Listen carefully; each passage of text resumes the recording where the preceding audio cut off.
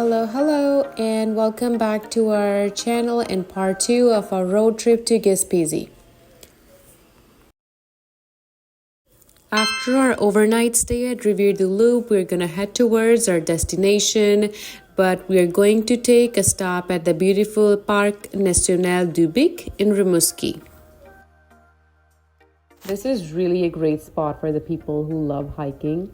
So I'm gonna share on the screen a detailed table of all the hiking trails of the park, and it will show you the distance, how many kilometers, the duration, how long it's gonna take, and it's also gonna tell if it's easy, intermediate, or difficult, depending on how much experience you have with hiking. And on the left hand side corner, you can also see if it is a pet friendly, if the dogs are allowed, and if it is a trail which lets you bike, or if it is really great for family experience, maybe you could take your kids.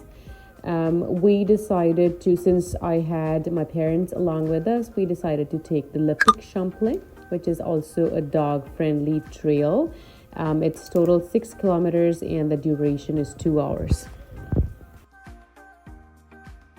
And then here's us stopping midway, just looking at the beautiful scenery around.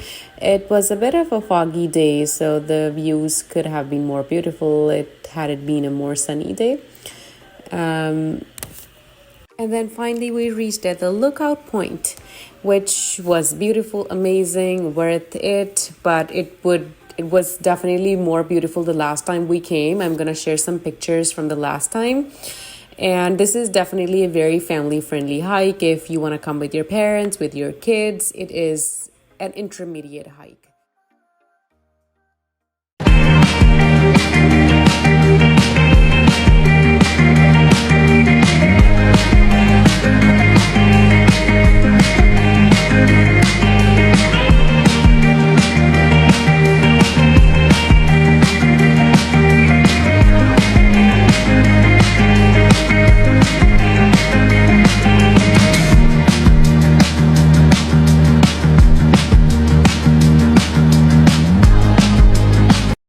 And then we came to a lookout point where seals were having a great time. So one of the guides at the park told us that during the summer, these seals come ashore in the sun to molt, shed their outer skin and fur over a 4 to 6 week period, and this process is called molting. So grab your binoculars, relax, sit back and enjoy the show as you watch these creatures resting on the beach. It's honestly a very fun experience for the kids and for the adults like me, who honestly was my first time seeing a seal so close. And I promise with the binoculars, you could see each activity of what the seals were doing. With the phone camera, it's a little blurry because it was an iPhone camera.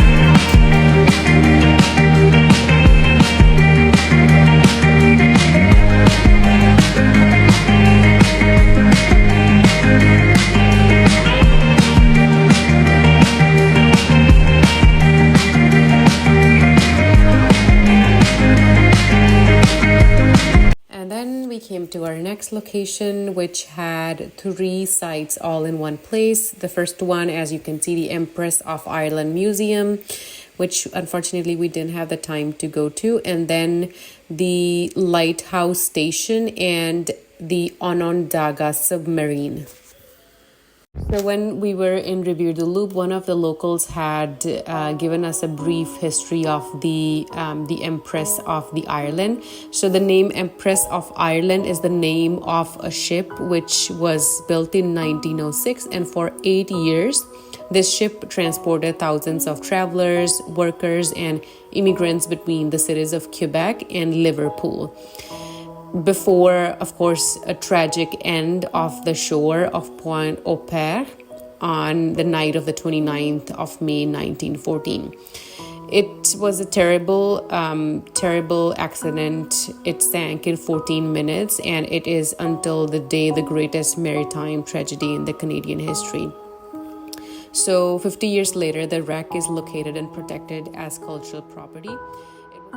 And as a matter of fact, this accident was almost as big as Titanic. It had almost the same number of victims as Titanic, but all of us have heard or we know about Titanic, but I am pretty sure that most of us have never heard of this. And I think the bigger difference is that Titanic was a ship of the richer people, and this was for the middle class working people.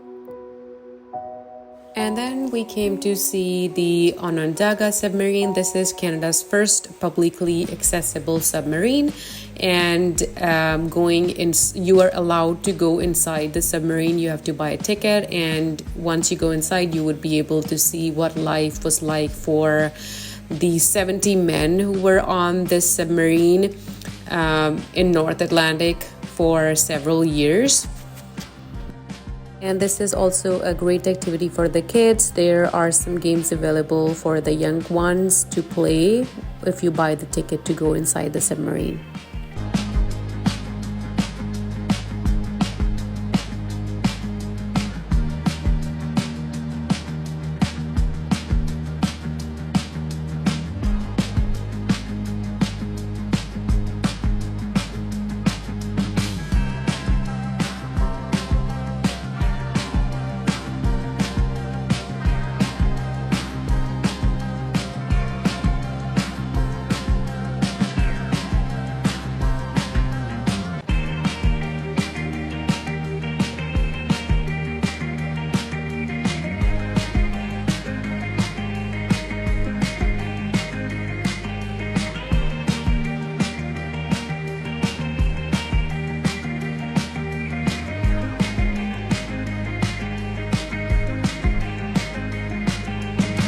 And then we came to Proegol.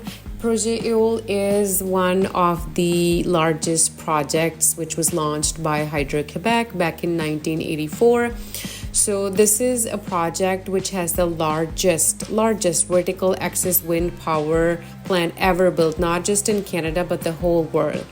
But this plant was not in operation for long enough to move from experimental mode to the modern power plant status, but it still is a great example of how advanced the Canadian technology was at that time.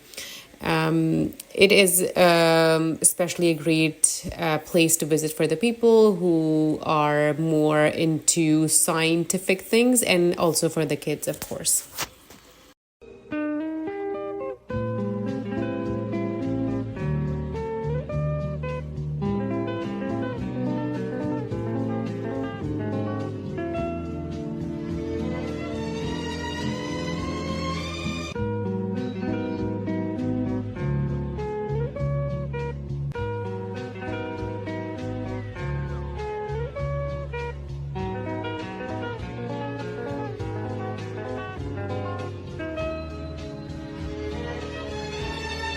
And then after taking a small stop at the beautiful town of Capshaw, we drove all the way to Gaspésie and ended our day at our Airbnb there.